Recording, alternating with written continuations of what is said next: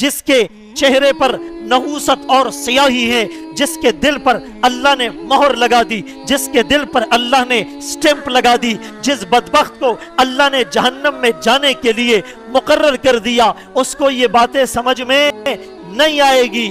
میرے محترم دوستوں، بھائیوں، بزرگوں، تو یہ جو اعتراض تھا کہ احد کے میدان میں جو صحابہ پیچھے ہٹے، کیا حضرت عثمان ان میں شامل تھے؟ فرمایا شامل تھے، لیکن وہ پیچھے ہٹنا اس میں نیت کچھ اور تھی، مقصد کچھ اور تھا کہ پھر سے وہ حملہ کریں گے، لہٰذا تمہاری یہ گندی سوچ گندی ہے۔ تم جتنا بھی اعتراض کرو، چیخو چلاؤ، جل بن کر تم سیاہ ہو جاؤ، اللہ نے انہیں جنت میں داخل کر دیا ہے، کسی کا باپ بھی نہیں نکال سکتا۔ تم اسی طرح جلتے رہو گے، کڑتے رہو گے، مرتے رہو گے، چیختے رہو گے، چلاتے رہو گے۔